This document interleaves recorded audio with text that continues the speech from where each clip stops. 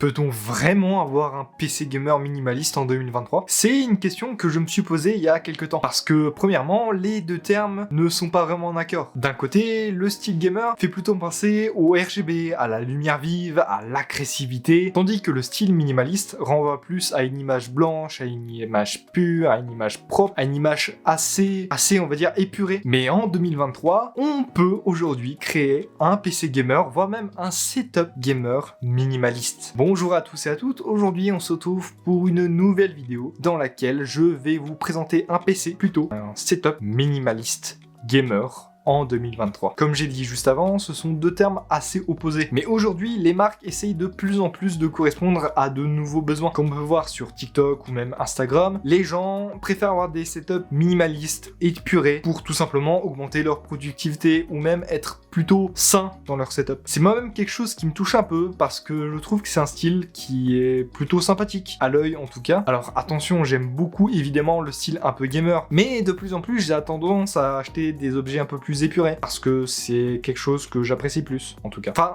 on va dire que ça vient avec l'âge, mais je sais que de plus en plus de monde peuvent être intéressés par cela. C'est pour ça que dans cette vidéo, je vais vous présenter un setup entier, donc que ça soit PC, clavier, souris, écran, etc., gamer, mais aussi également minimaliste. Bref, j'espère que vous êtes prêts. Allez, c'est parti. On commence directement avec le PC. Pour débuter, comme processeur, je suis parti sur le Intel i5 13400. C'est, je trouve, l'un des meilleurs processeurs du moment. C'est un excellent rapport performance-prix et il propose énormément d'avantages et de polyvalence. Que ce soit dans les jeux de type AAA ou même compétitif, ou que ce soit de la bureautique ou de l'applicatif, comme de l'encodage, du streaming, du montage vidéo, ou même encore d'autres choses. Les derniers processeurs de chez Intel ont pas mal de cœurs, dont les nouveaux cœurs, les cœurs efficients et les cœurs performance, ce qui rend vraiment ce processeur très performant et très polyvalent. Si vous êtes plus du côté de chez AMD, vous pouvez partir sur le AMD Ryzen 7 5700X. C'est également un excellent processeur qui est à peu près l'équivalence du i5 13400. Mais en plus de ça, il est un peu moins cher, donc ça peut être une alternative plutôt sympathique. Mais sur cette configuration-là, on va partir chez Intel. Ensuite, pour la carte mère, je suis parti chez MSI, une marque assez réputée pour les cartes mères. C'est la MSI MPG B760i Edge Wi-Fi. Elle va pouvoir accueillir sans brancher le processeur. Comme indiqué dans son nom, c'est une carte mère en Wi-Fi, donc pas besoin de se brancher en Ethernet ou d'acheter une carte réseau à part. Par contre, petite spécificité, cette carte mère est en mini ITX, donc c'est un tout petit format. Mais vous allez me dire pourquoi j'ai choisi une carte mère en mini ITX, vous inquiétez pas, ça va rentrer dans le côté minimaliste. Bref, c'est une très petite carte mère sympathique qui va largement nous suffire. Et pour refroidir le processeur, je suis parti sur un petit ventirad. Un ventirad en top flow. Alors, qu'est-ce qu'un ventirad en top flow? Bah, c'est tout simplement, on va dire, le radiateur avec un ventilateur par-dessus. Genre, c'est pas un bloc, c'est vraiment un tout petit bloc comme ça. Alors, juste attendez, je vais juste prendre mes notes pour voir comment il s'appelle. C'est le Noctua NH-L9i en LGA 1700. C'est un petit refroidissement noir qui suffira amplement à refroidir le i5 13400. Et également, vous allez me dire, mais pourquoi t'as pris un aussi petit ventirad? Bah, tout simplement, le boîtier ne va pas le permettre. Bref, vous verrez juste après. Au niveau de la RAM, on est parti sur de la DDR4, vu que la carte mère est en DDR4. Je suis parti sur de la G-Skill Ripstro en 32 Go, donc 2 x 16 Go en 3600 MHz en case 18. Ça sera largement suffisant pour les années qui suivent, que ça soit pour les jeux ou même pour du streaming. Elles sont assez simplistes avec un dissipateur noir, mais de toute façon, on les verra pas. Donc, si on avait des barrettes vertes ou des RGB, ça ne servira à rien. Pour ce qui est du SSD, eh bien, j'ai pris un simple SSD NVMe de 2 Tera. Je suis parti sur le Samsung 970 Evo Plus, une référence dans les SSD PCIe 3.0. Alors si vous voulez, vous pouvez également choisir un SSD 4.0, mais ça sera un petit peu plus cher. Là, j'ai pris un 3.0 parce que ça nous suffira amplement. Et nous voilà donc à la pièce maîtresse de notre PC, le boîtier. Comme j'ai dit juste avant, on va prendre une carte mère en mini ITX. Donc, j'ai choisi un boîtier en mini ITX. J'ai pris le tout nouveau et le sublime Fractal Design Terra. Je trouve son look qui est vraiment incroyable. J'adore ce boîtier, je trouve qu'il a vraiment un certain charme et très épuré. Et justement, il va rentrer dans notre case minimaliste. Une sorte de petit côté bois en dessous qui est plutôt sympathique et qui fait vraiment un côté un peu naturel également. Si je dois me refaire un PC, je pense que je prendrai ce boîtier parce que c'est vraiment une petite dinguerie, je trouve. Mais quand on prend des boîtiers mini TX, on doit pas prendre n'importe quelle alimentation. Là, on doit partir sur une alimentation de type SFX, donc beaucoup plus petite que les alimentations classiques. Pour l'alimentation, on est resté chez la même marque. Je suis parti sur une Fractal Crystal Design Ion SFX en 650 watts. Ça suffira largement pour alimenter tout notre PC, ne vous inquiétez pas. C'est également une très bonne alimentation avec un très bon rapport qualité-prix, et même au niveau des composants qu'il y a dedans, c'est vraiment du très bon. C'est une alimentation 80 plus Gold et full modulaire, donc parfait pour qu'elle tienne dans le temps. Là, vous pensez peut-être à un composant que j'ai oublié, la carte graphique. Alors théoriquement, on n'est pas obligé d'en prendre une vu qu'on a déjà une partie graphique, mais comme j'ai dit juste avant, c'est un PC gamer minimaliste, et il y a le mot gamer, et il nous faut donc obligatoirement une bonne carte graphique. Là, je vais vous conseiller plusieurs modèles, car ça va dépendre des goûts de chacun. Malheureusement, au vu de la taille du boîtier, on ne peut pas faire entrer n'importe quelle carte graphique dedans. En tout cas, le boîtier peut accueillir des cartes graphiques jusqu'à 322 mm en longueur, et ça coupe le pied à pas mal de cartes graphiques, dont par exemple les AMD RX de chez XFX, en tout cas les versions 3 ventilateurs. Elles sont un peu trop grosses en largeur ou en longueur, et donc elles ne rentreront pas. C'est pour ça qu'il va falloir plus s'orienter vers des modèles 2 ventilateurs. Alors même si certains modèles 3 ventilateurs peuvent passer, ça peut être un peu compliqué. Par sécurité, je vous conseillerais de mettre des cartes graphiques avec 2 ventilateurs, même si je vous ai dit qu'on peut faire entrer des cartes graphiques à 3 ventilateurs. Là, je vais vous proposer 3 marques, donc soit Nvidia, soit AMD ou même Intel. Bien évidemment, ça dépendra de votre budget, mais pour que ça soit à peu près équilibré avec le processeur, je vais vous conseiller quelques modèles. Par exemple, si vous cherchez du neuf, on peut partir sur une 3060 Ti minimum. On peut aussi voir pour une RTX 4070 ou une 4070 Ti. Après ça, les cartes graphiques deviennent de plus en plus grosses et ça va être difficile d'en faire entrer une. Et pour que ça soit également cohérent avec le processeur. Chez AMD,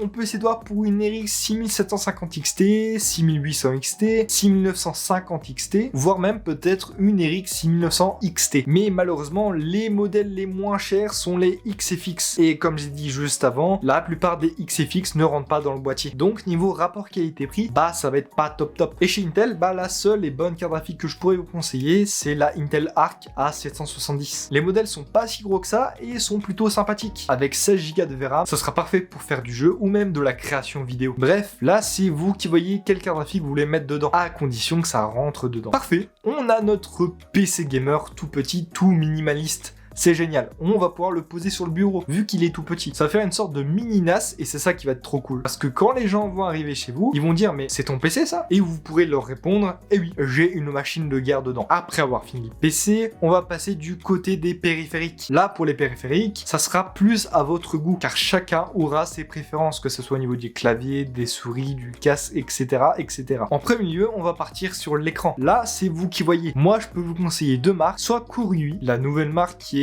assez plutôt sympathique sur Amazon, ou LG qui est un peu plus haut de gamme et qui ont des très bons écrans. Après, si vous qui voyez IPS, VA, 165 Hz, 240 Hz, ultra wide, 1440p, bref, c'est vous qui voyez. Je vous mettrai quelques petites références dans la description, ne vous inquiétez pas. Pour accompagner l'écran, je vous conseillerais d'acheter un support pour écran, car ça va venir tout simplement surélever l'écran et donner un côté un peu plus épuré, parce que malheureusement, les écrans gamers ont souvent des énormes pieds. Donc pour avoir ce côté minimaliste, il va falloir virer tout ce qu'il y a. Là, également, je vous mettrai quelques références de bras, et vous pouvez aller voir également ma vidéo qui s'affiche juste là, où je vous présente les sets indispensables à avoir dans son setup. Là, on va partir sur un côté un peu plus subjectif. Vous devez prendre ce qui vous semble le mieux ou le plus adapté pour vous. Au niveau du clavier, vous pouvez regarder du côté de chez Logitech, Cooler Master, Corsair pour les marques les plus connues. Pour des claviers un peu moins connus, vous pouvez partir sur un Wooting 60HE ou même les Keychron, je sais pas comment on dit. On va dire Keychron Q1, Q2, Q3, c'est vous qui voyez. Ou également partir sur un clavier custom. Mais si vous voulez avoir un côté